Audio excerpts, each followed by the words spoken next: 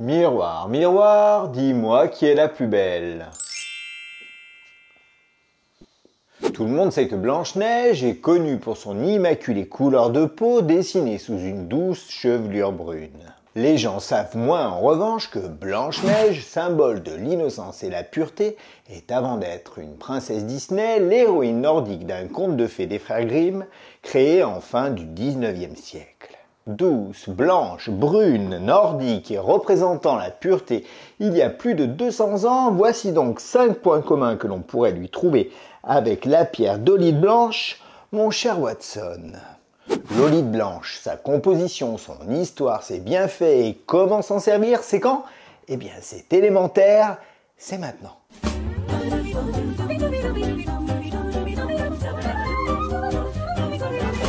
Amis de la pierre, bonjour, je suis Yann ou Doc Lapierre, diplômé en minéralogie et nous allons discuter aujourd'hui d'une pierre aussi discrète qu'élégante, j'ai nommé l'Olite Blanche. Pierre semi-précieuse dont l'aspect ressemble parfois à la porcelaine ou à certaines formes de marbre, l'olite possède une teinte blanche plutôt opaque dont peuvent ressortir des variations de gris, noir et vert foncé, rendant cette pierre unique et parfaitement reconnaissable. Autrement nommée colite, turkénite ou bien turquoise blanche, elle est souvent assimilée ou confondue avec la pierre pâle de magnésite qui se diffère par sa couleur un petit peu plus jaunâtre causée par son taux plus exponentiel en magnésium.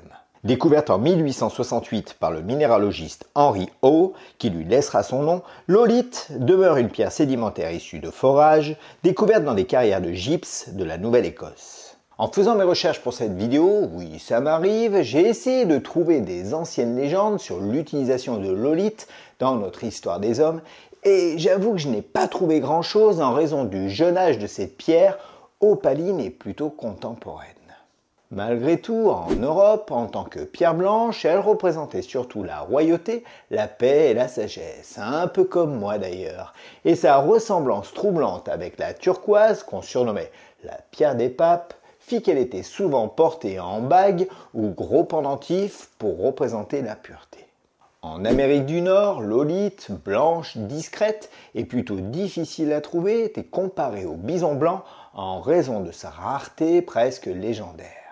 Essentiellement utilisé par les Indiens, les Navajos, oui je sais, ça c'est un Indien, je ne suis pas très fort en mime, en amulette ou bien talisman lors des cérémonies ou rituels chamaniques, elle était efficace pour implorer les dieux de la clémence pour toute la tribu. C'est quand même vrai que je suis pas très fort en mime. L'olite, superbe pierre de couleur blanche avec des lignes grises et noires, appartient à la famille des calcites. Cette variété de magnétite poreuse est aussi appelée silicoboro calcite.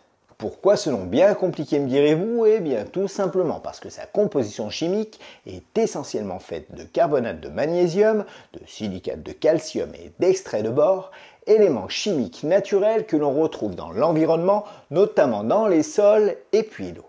Pierre extrêmement fragile, sa dureté n'est que de 3,5 sur l'échelle de Mohs, ce qui fait d'elle une des plus friables et tendres pierres gemmes, avec la malachite par exemple.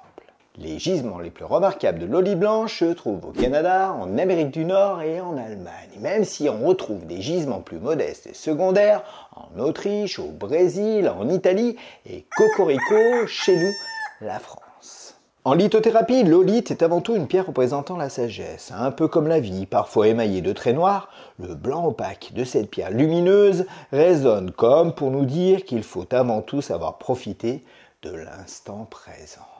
Ah, carpe diem les amis, un peu comme le bison blanc que l'on recherche tous en tant que symbole du bonheur, l'olite est donc une pierre apaisante et stabilisante qui favoriserait le discernement et renforcerait le caractère pour n'entrevoir que le meilleur et le plus beau à vivre. Pierre de sagesse aidant à retrouver soutien et réconfort après une période difficile ou tourmentée, elle serait donc capable d'apporter le calme et la paix dans un quotidien que l'on souhaite renouveler de positivité. Avec l'olite tout contre soi, on serait donc plus patient, à apaiser des sentiments colériques enfouis et des souvenirs douloureux ayant engendré une forme silencieuse de rage intérieure. Douce, lunaire et généreuse, cette pierre riche en calcium et magnésium permettrait au cerveau de résorber le stress et l'anxiété liés aux angoisses du passé et de faire un grand ménage émotionnel en soi tout en apportant une certaine mesure et cohérence dans les sentiments. En gros, elle permettrait aux hypersensibles ou à tous ceux dont le cœur et l'émotionnel parlent parfois un peu trop vite de relativiser et de prendre le temps de vivre les choses à la bonne cadence. Corporellement, l'olite est souvent utilisé pour une bonne gestion du métabolisme et demeure plutôt profitable pour apporter au corps humain quelques ressources qui lui seront bien utiles après une période de fatigue, de froid, de petites maladies ou de déprime saisonnière. L'olite blanche est donc essentiellement une pierre naturelle qui donne l'envie de prendre soin de soi, tant mentalement que physiquement. Grâce au calcium, bore et puis sodium qui composent cette pierre blanche, l'intérêt de l'olite sera très intéressant pour avoir une plus jolie peau, une bonne recalcification des os, des dents et des ongles, plus durs et plus sains. Associée à l'apatite bleue, elle sera plus profitable pour régénérer la partie haute du corps humain, dans système ORL en général, thyroïde, cheveux et peau. Alliée à du jaspe rouge par exemple, elle sera bien plus intéressante pour les parties basses de l'organisme, système digestif, hormonal, osseux et musculaire. Car oui, l'olite est généreuse et parviendra à se marier à bon nombre de pierres gemmes, apportant tout son savoir-faire à l'hôte minéral qui viendra la côtoyer. En gros, avec la douce améthyste par exemple, ou bien du quartz rose, l'olite blanche se montrera être une pierre bien plus apaisante. Si vous la mariez avec de la citrine ou bien de l'ambre, pourquoi pas, cette fois-ci l'olite deviendra une pierre plus réconfortante. Énergisante avec la charismatique œil de tigre, l'olite deviendra aussi protectrice avec la ténébreuse obsidienne mouchetée. N'hésitez donc pas à accessoiriser l'opaline olite blanche à toutes les pierres, tous les goûts et toutes les sauces, suivant les bienfaits dont vous avez besoin à l'instant précis. Vous en avez désormais l'habitude, mais je vais pouvoir maintenant vous dévoiler le bracelet en pierre véritable que j'ai réalisé pour cette vidéo.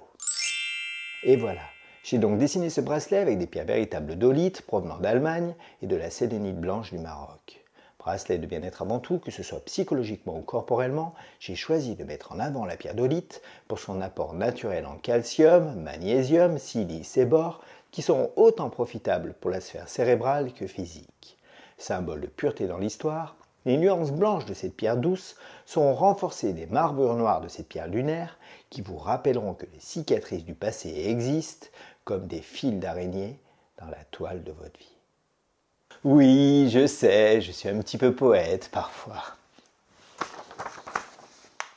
Bracelet d'ancrage cérébral, de stabilité émotionnelle et de bien-être corporel, j'ai choisi d'allier à cette belle dame noire et blanche de la sélénite du Maroc pour amplifier le travail des pierres sur le long terme, tout en apportant du dynamisme et de la positivité grâce au sodium naturel en masse qui compose cette pierre fossile, fine et sensible.